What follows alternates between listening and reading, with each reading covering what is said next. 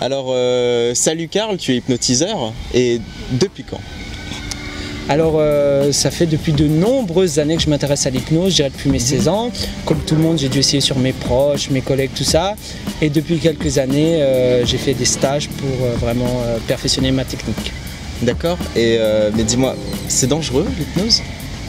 L'hypnose n'est pas dangereuse en soi, il n'y a que deux catégories de personnes pour qui on pourrait dire qu'il y a une contre-indication à l'entrée en hypnose. Ce serait, je pense, les personnes ayant une pathologie mentale, je pense à la schizophrénie et autres. Les personnes qui ont donc une pathologie mentale, on a absolument, c'est pas possible, enfin ce serait possible de les hypnotiser mais on évite, c'est déconseillé. D'accord, il y a besoin d'un minimum de conscience peut-être de soi? Non, le vrai souci avec les personnes qui risquent d'avoir un souci mental, ce serait de les emmener dans entre guillemets, un monde qui n'est pas à la réalité, qu'ils aient du mal à dissocier le monde réel du monde entre guillemets imaginaire, le monde hypnotique. Donc on évite de leur donner les clés pour aller eux-mêmes dans ce genre de monde. Est-ce qu'on peut faire ce qu'on veut d'une personne qu'on a hypnotisée? On n'a pas contrôle, on a l'impression, mais on n'a pas, c'est pas de la manipulation mentale, on n'a pas contrôle sur la personne. On propose des suggestions, elles passent ou elles passent pas, mais on ne peut pas aller contre la volonté, la culture, les croyances ou la religion d'une personne. Si au fond d'elle, elle n'a pas envie de le faire, elle ne le fera pas. Ou elle se réassociera, c'est-à-dire qu'elle reviendra. Mais je ne peux pas aller contre la volonté d'une personne, impossible. Donc il y a déjà une sorte de bouclier naturel. C'est une sorte de sécurité naturelle qui est présente dans le cerveau, comme quoi la nature est bien faite. Et dans ce cas, est-ce qu'on peut rester bloqué? On ne peut pas rester bloqué en hypnose, parce que déjà c'est un état naturel qu'on vit plusieurs fois par jour. Entre guillemets, j'ai envie de dire, si on est dans un état de sommeil hypnotique, quand on est en état d'hypnose, de transe hypnotique, imaginons qu'entre temps l'hypnotiseur entre guillemets fait un arrêt cardiaque ou s'en va, la personne passera de ce qu'on appelle un sommeil hypnotique à un sommeil naturel et se réveillera naturellement. Tout le monde est hypnotisable? Alors tout le monde est hypnotisable parce qu'en théorie c'est un état naturel, donc on est tous hypnotisables, qu'on vit plusieurs fois par jour sans forcément s'en rendre compte, sans forcément mettre un nom dessus. Souvent des fois il y a des gens qui sont entre guillemets dans la lune, on leur fait « Eh oh reviens, t'étais dans la lune, t'étais parti ». Ça c'est de l'état d'hypnose, c'est un état modifié de conscience, naturel, vous voyez. Donc en théorie tout le monde est hypnotisable et tout le monde a déjà vécu cet état d'hypnose sans forcément mettre un nom dessus. Il y a des gens, enfin on peut s'auto-hypnotiser ou... Oui, on peut s'auto-hypnotiser, ça s'apprend, moi j'ai appris à m'auto-hypnotiser. On peut s'auto-hypnotiser pour plein de raisons, pour le stress, pour les douleurs, le champ d'action est très vaste. On peut s'auto-hypnotiser, tout à fait. Ma prochaine question, c'est est-ce que tout le monde peut être hypnotiseur? Alors oui, tout le monde peut être hypnotiseur, ce n'est en aucun cas un don, ce n'est pas de la magie. C'est un ensemble de techniques qu'on utilise. L'hypnose est un ensemble de techniques. Je dis souvent même que l'hypnose c'est la vie. L'hypnose c'est même de la super communication. On est vraiment en relation avec les autres. On est très attentif aux réactions des autres. On est en synchronisation, souvent on le dit en hypnose. C'est un terme technique d'hypnose. Donc tout le monde peut devenir hypnotiseur. Et comme je dis souvent, il y a des gens qui naissent naturellement, par exemple avec le don de peinture, de peindre. Voilà. Donc il y a des gens qui auront des prédispositions naturelles pour être hypnotiseurs et d'autres pas. Mais peu importe, avec du travail et la recherche de connaissances, même une personne sans prédisposition particulière pour provoquer l'hypnose peut devenir un très très bon hypnotiseur. Donc toute personne lambda peut être hypnotiseur. Il suffit d'entraînement. Il suffit d'être passionné par ce qu'on fait, de s'entraîner bien sûr, c'est en forgeron qu'on devient forgeron, et bien sûr des connaissances techniques.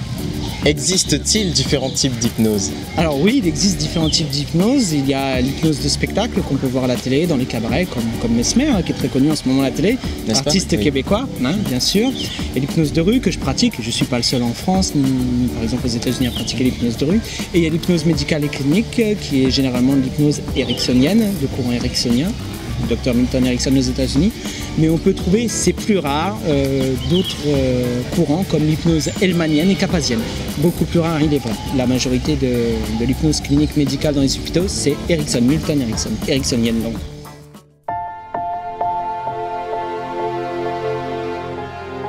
Toi, tu fais de l'hypnose de rue. Ah oui, moi je fais de l'hypnose. Ça consiste en quoi en fait? Alors, l'hypnose de rue, c'est quelque chose qui est arrivé il y a en gros 10 ans aux États-Unis, environ 5 ans en France.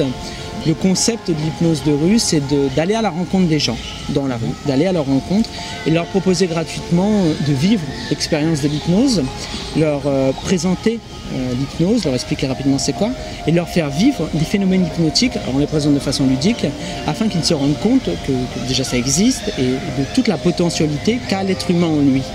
Le but de l'hypnose de rue, c'est de créer une communauté d'hypnotiseurs de rue comme moi, et d'aller à la rencontre des gens et d'échanger des techniques, des connaissances, et de proposer aux gens de vivre une expérience hypnose. C'est à but non lucratif. C'est à but non lucratif, on propose gratuitement aux gens de vivre l'expérience d'hypnose.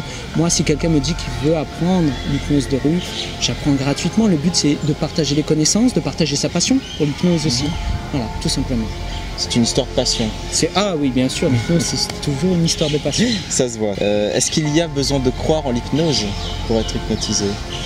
Il n'y a pas besoin de croire en l'hypnose, et puis on n'a pas tous la même définition de l'hypnose. L'hypnose pour vous c'est quelque chose dans votre tête, vous avez peut-être vu une émission à la télé, pour vous c'est ça l'hypnose, et pour quelqu'un d'autre ce sera totalement autre chose. Chacun a sa propre définition, j'ai envie de dire, de l'hypnose, et la voit d'une façon différente. Je laisse à chacun sa vision de l'hypnose, peu importe. Il n'y a pas besoin de croire en hypnose pour vivre l'expérience hypnotique. Il faut juste accepter de jouer le jeu, de se laisser aller. Et après, les personnes se rendent compte, je leur montre des phénomènes hypnotiques, se rendent compte sur eux-mêmes qu'il y a quelque chose, et là, tout simplement. Mais pas besoin de croire pour vivre l'hypnose, juste jouer le jeu. Et c'est ça. Dis-moi, il y a un instant, tu m'as hypnotisé. C'est ça?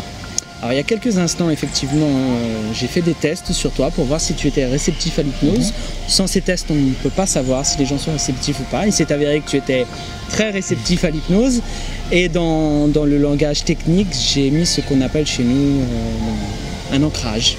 C'est-à-dire que je t'ai donné un mot-clé et qu'à chaque fois que je dirais ce mot-clé, tu repartirais de toi-même dans cet état de transe, dans cet état d'hypnose. Et ce mot-clé, c'est dormir. Voilà, il est parti. Au compte de 3, tu te réveilles et tu reviens ici maintenant. 1, 2, 3, réveille. Voilà, voilà, c'était ça. C'est ce qu'on appelle un ancrage. Voilà, c'est un ancrage. Bah écoute, merci à toi, Karl. Mais merci, c'est moi qui vous remercie. Et à la prochaine. À la prochaine, merci.